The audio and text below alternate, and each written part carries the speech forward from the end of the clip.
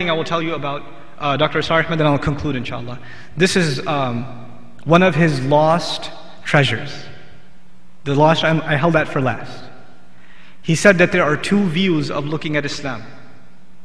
One view is you look at Islam and you say, what does it do for me?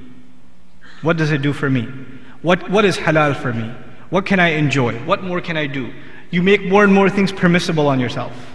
You ask, what more luxuries can I take part in this life? And there's another view of Islam, which is, what more can I do for it?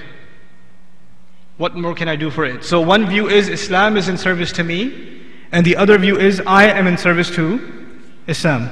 And he said that the Sahaba, radiallahu anhum ajma'in, were predominant. If you study what they did and the kinds of questions they asked to the Messenger sallallahu alaihi wasallam, what more can I do? How do I get to Jannah? Tell me the most amazing thing I can, the most beloved thing to Allah that I can do. In other words, they weren't asking how much less can I get away with. They were asking, what more can I do? And if you look at the questions of the Muslims today, when they go to the ulama, what do they ask? Do they ask, what more can I do for Allah? Or do they ask, what more dunya can Islam give me?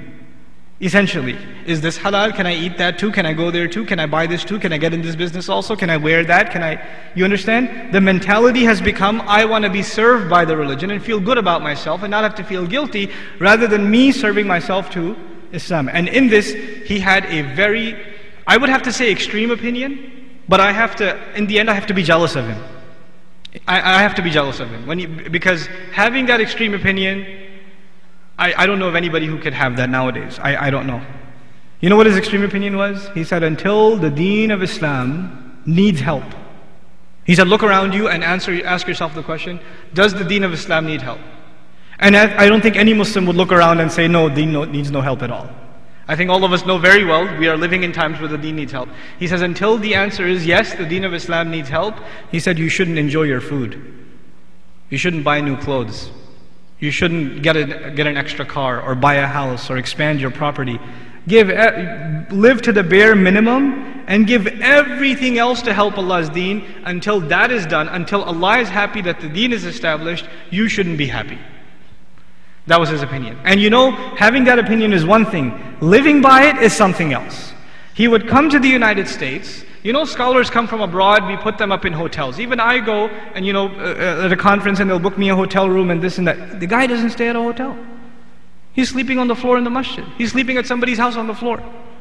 And he's eating like simple meals.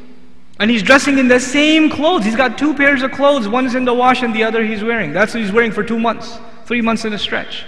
Subhanallah. It's one thing to say, I'm not going to enjoy life, I'm going to give everything to it. It's one thing to say that. But it's another to do that. Even go visit his institute in Lahore, which I never had the fortune of visiting, but my friends and colleagues did. How is he living? What kind of life is he living? Subhanallah. It's a remarkable thing to have people that not only say that, but put literally what they say, put your money where your mouth is. And he was expecting that from Muslims. It's a very high expectation. We're barely holding on to the fard, the minimal fard. And here he was saying, give everything up for the sake of this deen. Put everything into it. The Urdu expression was, tan man dhan laga do. He would say it all the time. He would say it all the time. He said, forget about everything else. The deen needs your help. That was his calling. And I know that this is not the position of the majority of theologians, that they say the Muslim, it's okay for you to have extra pairs of clothes or whatever else, and you don't have to be that extreme. And I say that fine, it is, if you compare it to the vast majority of scholars, it is extreme. But man, I'm still jealous. To want akhirah that bad and to let go of dunya that strongly, that's something we have to admire. It really is. And in that sense, I feel of all his contributions, it is that idea that he lived by, that he presented constantly, that he educated people with. That idea alone makes me think it's a huge loss to the ummah. That we have a person like that and a fire like that was burning in his heart, that is now gone. And I pray that Allah Azza wa Jal blesses our efforts, and those of us that were in whatever small capacity, his students, or were fortunate to take benefit from his thought, his ideas, his durus, his lessons, I pray that we're able to do some justice to what we learned, and to be able to present something from the Quran in that light. I want to tell you in the end 2 things inshallah, and I'm done. The first